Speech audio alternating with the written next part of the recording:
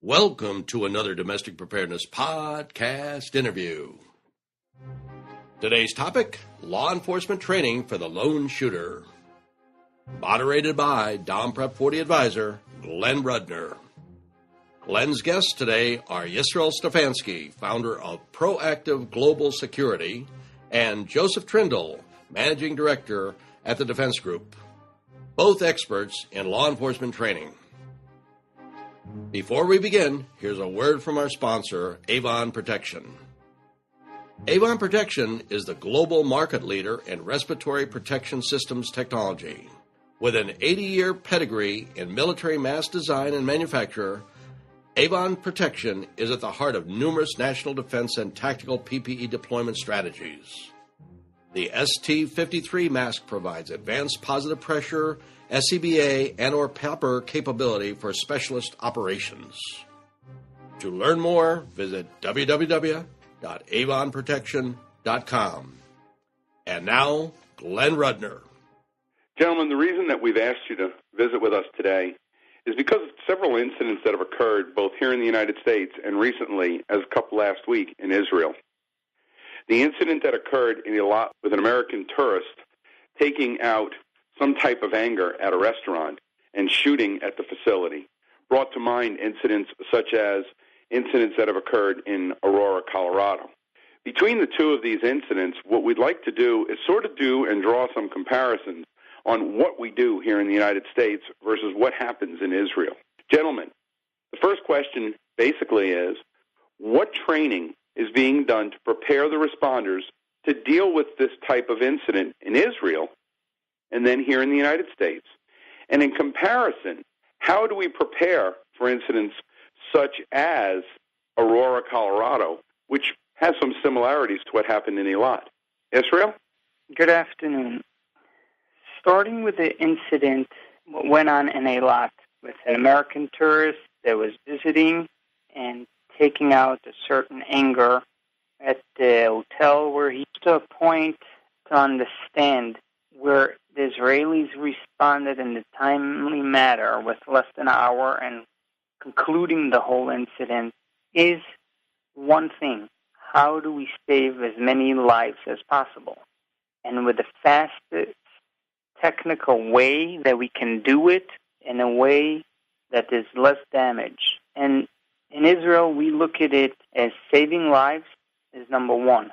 And how do we do it best? Technology or the method that we work on to constantly be well-trained, well-prepared, and get the job done no matter where it takes place in the country and getting life back in a very fast manner. And when you think of the incident taking place in a hotel while it was a Jewish holiday, the hotels are fully booked and the shooting goes on in the lobby, just imagine the difficulty of dealing with it while you have so many people around. There was no time to wherever they could and let the special counterterrorist unit move around. And that takes a bit skill and understanding who the target is and who the regular civilians are in the hotel.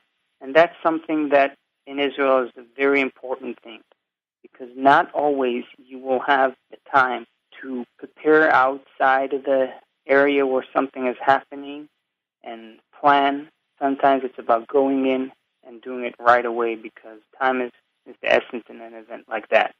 If it comes out in a way where it looks like a hostage, you just got to go in as fast as you can, assess, and make it happen. Otherwise, every minute later, you're talking about a loss of human life. Israel, one of the things that interests me, and Joe, what I'd like you to do is take this as part of it, and that is the time frame involved in response, mitigation, and recovery in Israel is so quick. Joe, how can you draw a comparison for what occurred in Aurora? Well, I think universally we are all in alignment that in active shooter situations, time equals lives. And we've learned from a number of unfortunate incidents that the longer the active killer goes on, the more lives that are lost. For the United States, we learned Our first real hard lesson with respect to active shooter in 1966 with Charles Whitman in Austin, Texas. Out of that emerged SWAT teams, Special Weapons and Tactics teams. We then relied on Special Weapons and Tactics teams as our tip-of-the-spear response to these types of threats. We obviously learned out of Columbine, a huge lesson from the Columbine 1997 tragedy, was we can't wait for SWAT to gear up and move in. We have to have officers that are well-prepared, well-trained. One of the lessons coming out of Aurora, law enforcement was on the scene about 4 minutes after the first 911 call went in, and the subject was arrested very, very quickly after law enforcement got on the scene. There was a slight moment of confusion because the subject was wearing all black, and a moment of confusion that the subject may in fact be another law enforcement officer. That was quickly resolved in a matter of just seconds or so, and he was taken into custody, and the active threat had ceased. However, Aurora is particularly interesting in that it is not just an active shooter problem. It is a multi-pronged event. The active shooter situation at Century 16 Theaters was only a few minutes in duration. However, there was an extended threat up at the suspect's Paris Street apartment, which was rigged with explosives, and that was a secondary attack designed specifically for law enforcement. So there's a lot of lessons that we need to draw from Aurora that are universally being demonstrated around the world, and that is that when we view an individual first incident, that first 911 call, we should be thinking of second incidents and third incidents stemming from or deriving out of that first incident. And I think Israel is particularly tuned to that type of thinking. They think multi-incidents right away. We tend to think single incident and are surprised when it is multiple incidents. And that gets into a question of our preparedness for the Mumbai's, for the Intercontinental Hotel. When I'm referring to Mumbai, I'm referring to the November 2008 multi-pronged attack. When I'm referring to the Intercontinental Hotel, I'm referring to the Kabul attack in 2011. Joe, that's phenomenal that we're moving to that extent. But now what I want to do is, starting with Israel, why train in the manner that you do? And are we taking all of the responders and everybody to the analogy of the 50,000-foot level? Does that first officer on the scene recognize that his actions during those first moments will dictate further actions into the incident? Do we take him to that 50,000-foot level for all the incidents? In Israel, we try to make sure that every officer or first responder on the street is well prepared to your quote, the 50,000 level, because from our experience, most incidents in Israel that were frauded or was minimized was because the first guy on the street that was there and acted immediately, whether if it's a suicide bomber was to dismantle the person or whatever case it was, terrorist-related or un-terrorist-related, is because we want the officers, the first responders, to be well-trained physically and mentally in the same time, to be able, as Joe mentioned, to be able to think in the same time. Is there continuation to what's going on? The same location, a different location?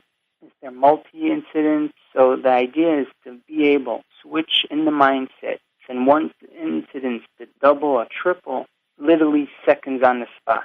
And that's a goal that in Israel we take the lowest ranking officer, a medic, a firefighter, put him to the 50,000-foot level because we see how important it is in the matter of saving lives. Joe, how much better have we gotten here in the U.S. of looking at the 50,000-foot level? Does that street officer do the same thing? In comparison to the Israeli, how well are we preparing to deal with the bigger picture?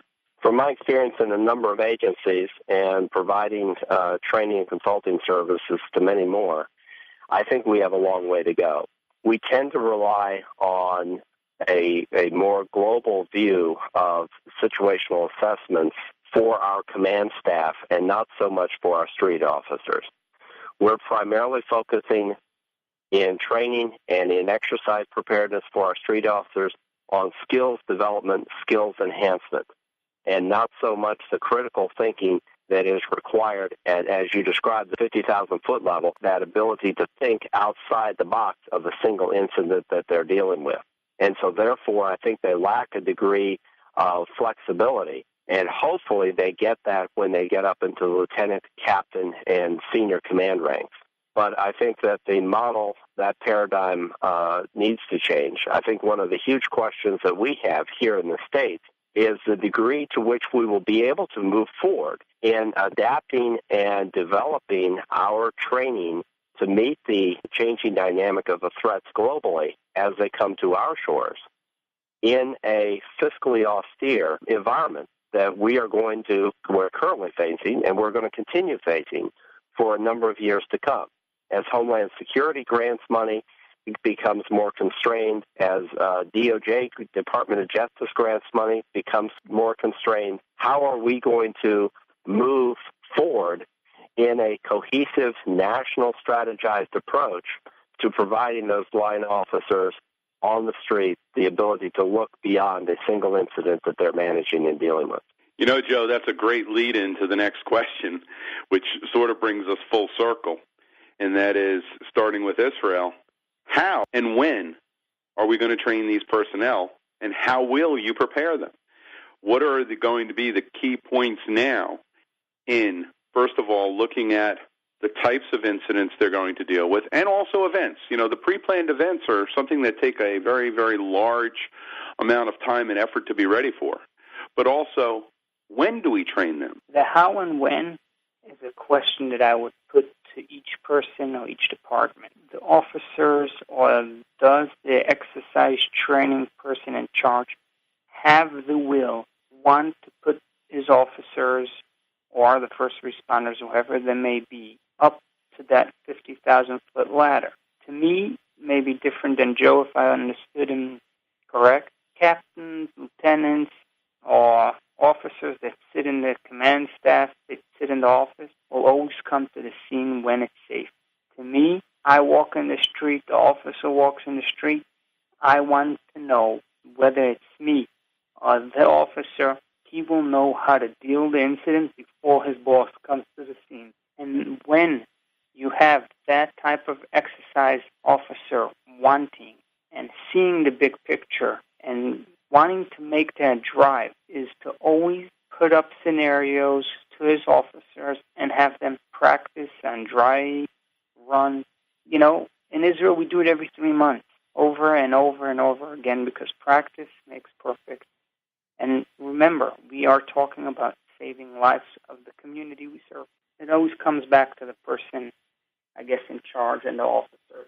I'd like to add to that it also comes down to the individual officers themselves. In other words, if command staff or if an agency lacks the initiative, lacks the leadership, lacks the fiscal, the financial capabilities to send their officers to training, individual officers should also take on responsibility to develop their own skills, because ultimately, now this gets way down into the weeds from that 50,000-foot perspective, but ultimately, their survival, their safety, and the well-being of their family is contingent upon their skills and being able to apply those skills in the most extreme situations. So there's an individual responsibility here, too.